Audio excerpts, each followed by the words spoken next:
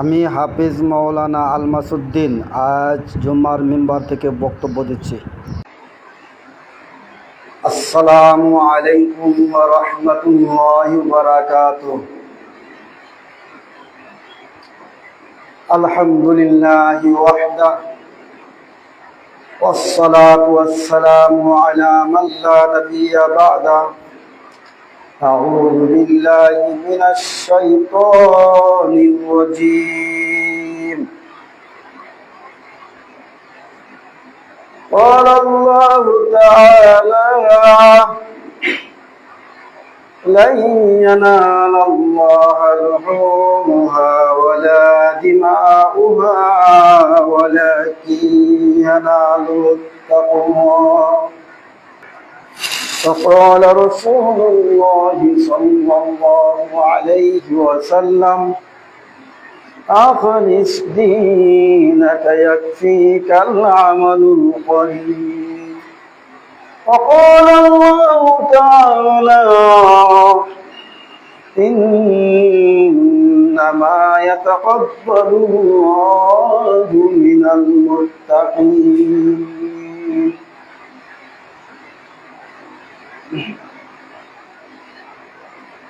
وقال رسول الله صلى الله عليه وسلم: خيركم من تعلم القرآن وعلمه. وقال عليه الصلاة والسلام. الحمد لله. যাবতীয় প্রশংসা সেই রব্বুল আলামিনের জন্য, যিনি আমাদের 11ই জিলহজ রোজ শুক্রবার কুরবানির নামাজ পড়ার পরে, কুরবানি করার পরে এই জুমায় উপস্থিত হওয়ার জন্য তৌফিক দান করেছেন। কিছু কথা বলার জন্য, কিছু কথা শোনার জন্য তৌফিক দান করেছেন। এই জন্য রব্বুল আলামিনের নিকট শুকরিয়া আদায় করি, আলহামদুলিল্লাহ। আজকের বিষয় পশুর রক্ত বনাম অন্তরের তাকওয়া। আমরা কি সত্যি সত্যি কুরবানি করতে পেরেছি? আমাদের কুরবানি কি আল্লাহ রব্বুল আলামিনের দরবারে কবুল হয়েছে?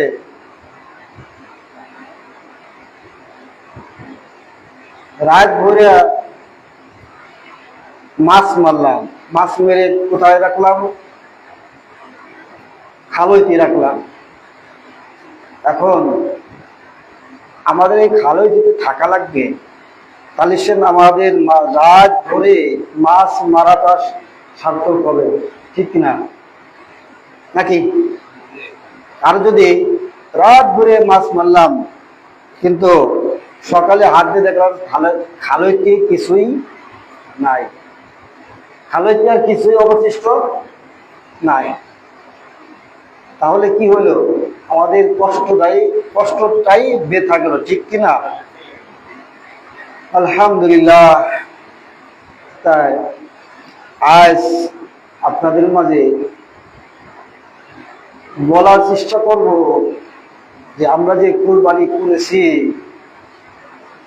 নেকের উদ্দেশ্যে, আল্লাহ রাব্বুল আলামিন সন্তুষ্টর উদ্দেশ্যে, আল্লাহর হুকুম পালন করার উদ্দেশ্যে। এখন আমাদের এই নেকি যেন টিকে যায়, নেকি যেন টিকে যায়, নষ্ট না হয়।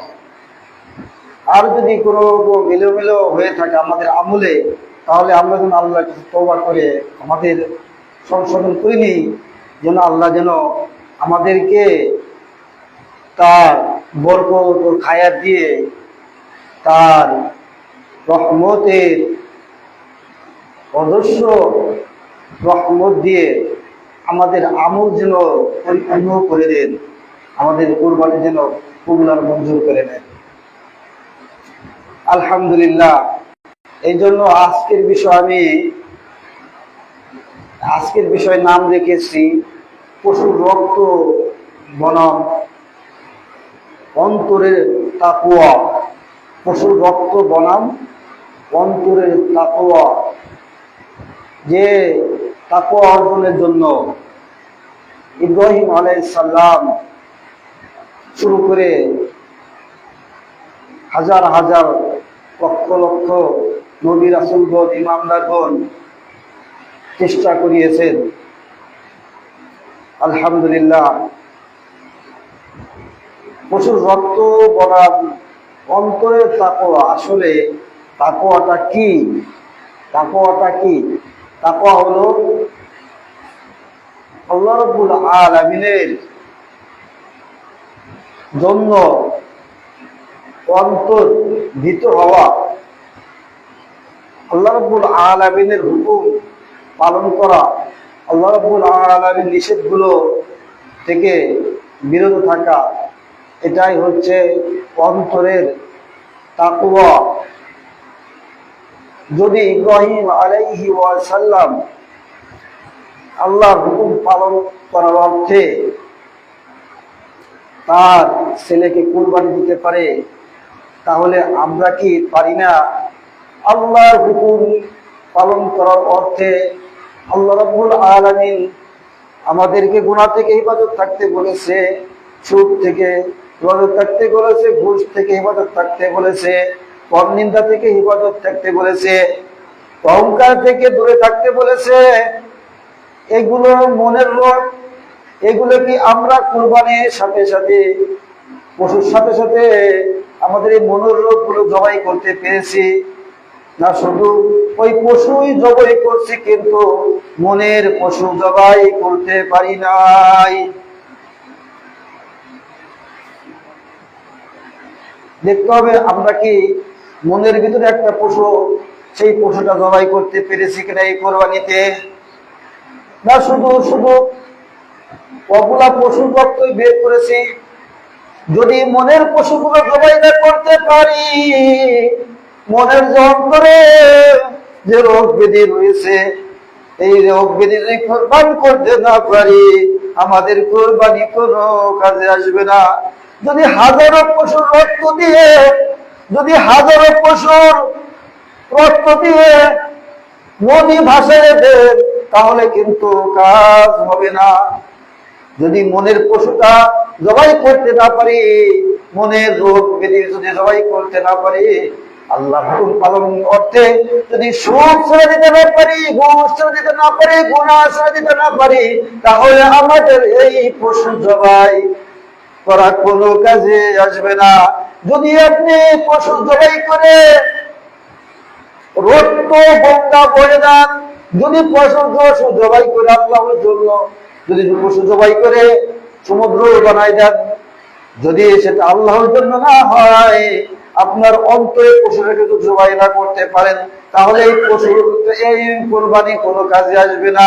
যদি নামাজ না পড়তে পারেন, যদি সঙ্গ থাকতে পারেন, যদি আল্লাহর হুকুম পালন করতে না পারেন, যদি 5 ওয়াক্ত নামাজি হতে না পারেন, তাহলে এই পশুর রক্ত মেটা যাবে। এই পশু দিয়ে কি বোঝাচ্ছে? আমাদের অন্তরে পশুটাকে, অন্তরে পশুগুলোকে জবাই করে দিতে হবে। অন্তরের পশু আর পালন করা যাবে না। ইনশাআল্লাহ আজকে থেকে কি সুদ ছেড়ে দিতে পারবো? সুদের সাথে কোনো সম্পর্ক নাই, সুদের লেনদেন নাই, সুদের আমি সাক্ষীও থাকবো না, সুদের আমি কিনারেও থাকবো না, সুদের কোনো বিষয় আমি লিখবো না, আমি সুদ দিব না, আমি সুদ খাবো না, আমি সুদের কোন বিষয়ের সাথে জড়িত থাকবো না। পারবো কি পারবো না? ঘুষের সাথে জড়িত থাকতে পারবো না, অন্যায়ের সাথে জড়িত থাকতে পারবো না। একদম টাকা পাবে আপনার কাছে, ওই টাকা পরিশোধ করে দিতে হবে।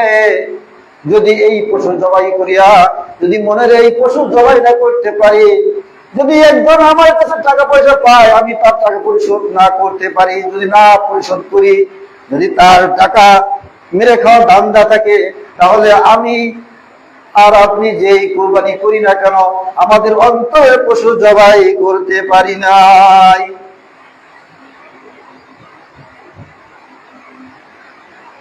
মনে করছেন যে কোরবানি চলে গেছে, শেষ শেষ, কোরবানি চলে গেছে শেষ না, শুরু।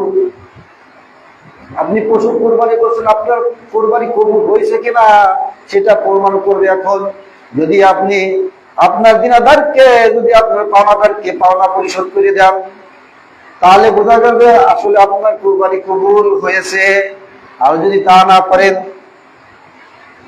তাহলে এই কোরবানি আপনার শুধু গোশত খাওয়ার জন্য, আপনার শুধু লোক দেখানোর জন্য হবে, এটা কোনো কাজে আসবে না।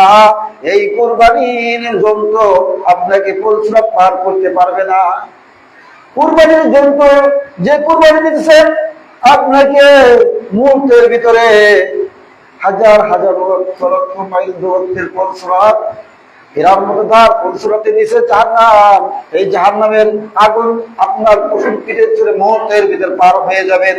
কিন্তু আপনার কোরবানি যদি হয়ে থাকে লোক দেখানো, গোশত খাওয়া, অথবা আপনি কাউকে করা আল্লাহ ছাড়া, তাহলে আপনার কোরবানির এই পশু দিয়ে আপনি পরিশ্রম পার হতে পারবেন না। আল্লাহু আকবার, আল্লাহু আকবার, লা ইলাহা ইল্লাল্লাহ, আল্লাহু আকবার, আল্লাহু আকবার, লিল্লাহিল হামদ, আল্লাহু আকবার, আল্লাহু আকবার, লা ইলাহা ইল্লাল্লাহ, আল্লাহু আকবার, আল্লাহু আকবার, লিল্লাহিল হামদ। আলহামদুলিল্লাহ। আমরা এগুলো কি পারবো কিনা? সামনে 5 ওয়াক্ত নামাজ পড়বো তো, না ছেড়ে দিব? আল্লাহর হুকুম মানবো তো? ইব্রাহিম আলাইহিস সালাম যদি তার পুত্রকে কুরবানি করতে পারে, তাহলে আপনি আল্লাহ হুকুম পালন করার জন্য 5 ওয়াক্ত নামাজ কেন পড়তে পারবেন না? যদি আপনি পড়তে না পারেন, তাহলে আসলে আপনার কুরবানি কবুল হয় নাই। আল্লাহু আকবার, আল্লাহু আকবার। যদি আপনি সুদ না ছাড়তে পারেন, তাহলে আসলে আপনার কুরবানি কবুল হয় নাই। যদি আপনি গোশত না ছাড়তে পারেন, তাহলে আপনার কুরবানি কবুল হয় নাই। যদি আপনি দিনাদারে দিনা পরিশোধ করতে না পারেন, যদি মেরে খাওয়া দামদাটাকে, তাহলে আপনার কুরবানি কবুল হয় নাই। কুরবানি এত সস্তা না, কুরবানি এত সস্তা না। অন্যের কল্যাণকামী হবেন, যেভাবে নিজের জন্য কল্যাণকামী হবেন, আপনার অন্য ভাইয়ের জন্য কল্যাণকামী হবে। সমাজে দুস্থ গরিব দুঃখী আছে কিনা তাদের পাশে দাঁড়াবেন।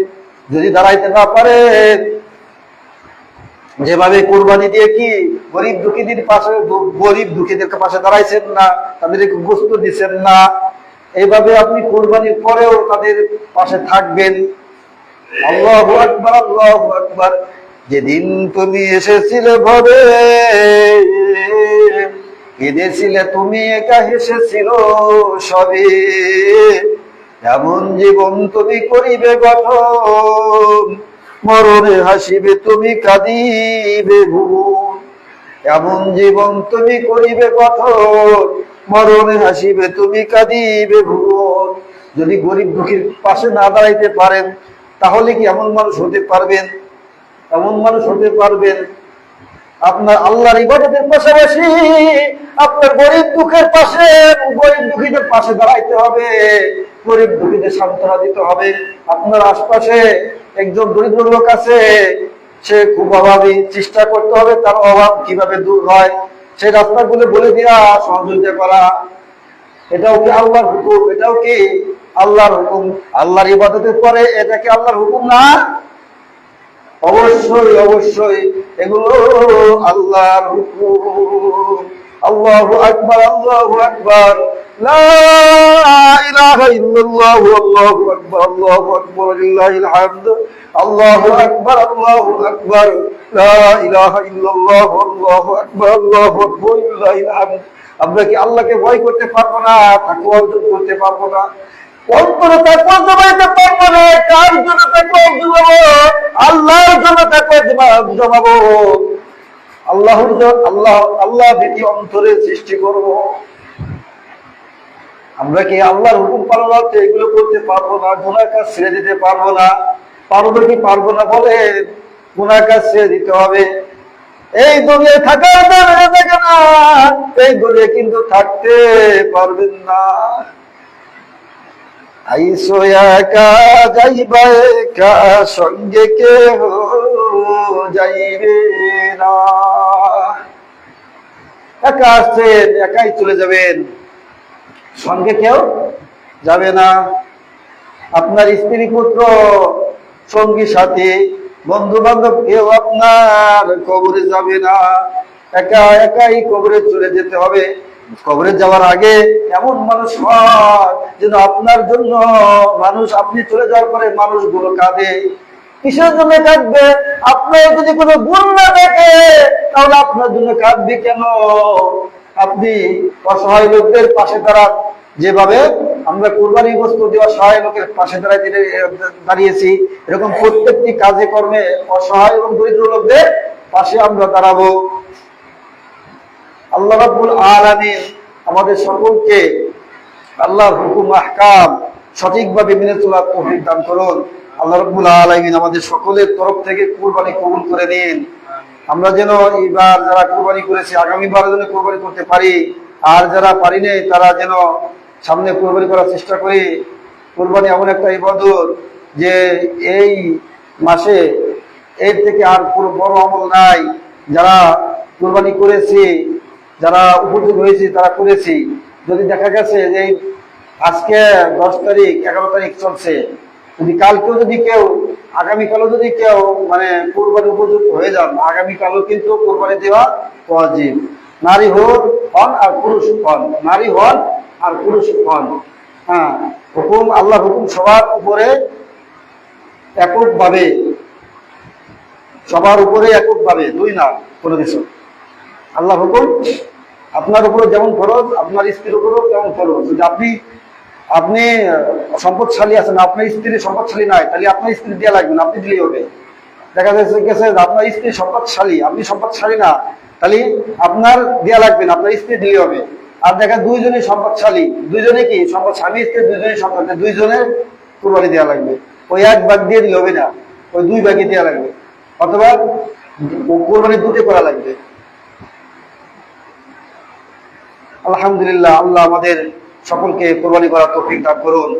আমাদের সকলকে, সকলে গুনাহ মাফ করে দিন। আমাদের সকলকে জান্নাত নসিব করুন। আমাদের সকলকে মহাশত্রু শয়তান থেকে হেফাজত করুন, শয়তানের প্রতারণা থেকে হেফাজত করুন। ছেলে মেয়ে আত্মীয় স্বজন যারা আছে সকলের সাথে মিলেমিশে এই পৃথিবীতে বসবাস করার তৌফিক দান করুন। বিশেষ করিয়া বাপ ছেলের সাথে অনেক সময় দ্বন্দ্ব হয়ে থাকে, আল্লাহ যেন এই সমস্ত দ্বন্দ্ব মিলমিশ করে দিন। আল্লাহ রাব্বুল আলামিন আমাদের এই কবুলা মঞ্জুর করে নিয়ে সকলে বলে আমিন। যাদের সুন্নাত বাকি আছে তাদের সুন্নাত নামাজ পড়ে নাও।